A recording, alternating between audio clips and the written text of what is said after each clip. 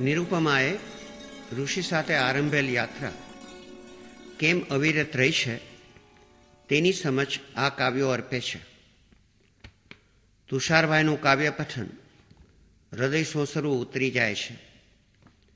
ગંભીર કાવ્ય લેખનને રોચક રીતે શ્રોતવ્ય બનાવવા માટે આપણે સૌ કલ્પકના આભારી છીએ.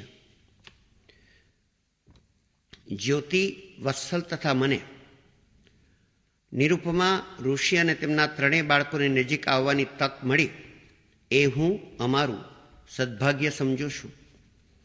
આદર્શ પ્રસન્ન દાંપત્ય અને પ્રેમ, સૌજન્ય, કલા, કવિતા, સંવેદનશીલતા અને આનંદથી છલકાતું એમનું સહજીવન પ્રેરણારૂપ રહ્યું છે.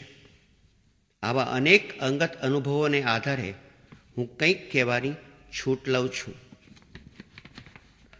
ઉત્કૃષ્ટ શબ્દોની સજાવટવાળા અને ઉચિત અલંકાર સભર આ કાવ્યો વિરહયોગની અનુકંપા કેવી હોય તેનું દર્શન કરાવે છે. જર્મન કવિ રિલ્કેએ કહ્યું કે we are the wasters of sorrow, અર્થાત આવી પડેલ અનિવાર્ય દુઃખમાંથી આપણે કંઈ શીખતા નથી. કાયમી આવા દુઃખને આપણે સ્મશાન વૈરાગ્ય જેવા શબ્દોથી નવાજી ક્ષણભંગુર કરી નાખીએ છીએ.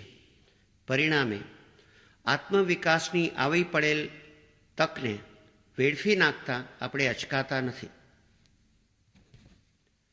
નિરુપમાના હૃદયભાવ રિલ્કેને સન્માનિત કરી ટાગોર સમીપ લઈ જાય છે. ગુરુદેવ ટાગોરે જ્યારે પુત્રી, પત્ની અને પુત્રને એક પછી એક ગુમાવ્યા ત્યારે લખ્યું, life has become richer by the love that has been lost. ઈશ્વર અર્પિત પરમ દુઃખને પણ જીવનમાં સહજ રીતે સમાવી કેમ જીવંત રહેવું એ રહસ્ય નિરુપમાના કાવ્યો સરળ કરે છે. એમાં દુઃખનો અનાદર નથી, બલકે જીવન પ્રત્યેની, ઈશ્વર પ્રત્યેની, અન્ય સ્વજનો પ્રત્યેની અને ખાસ તો ઋષિ પ્રત્યેની પોતાની ફરજ, પવિત્ર ફરજ માટે એક અવિરત સજાગતા છે.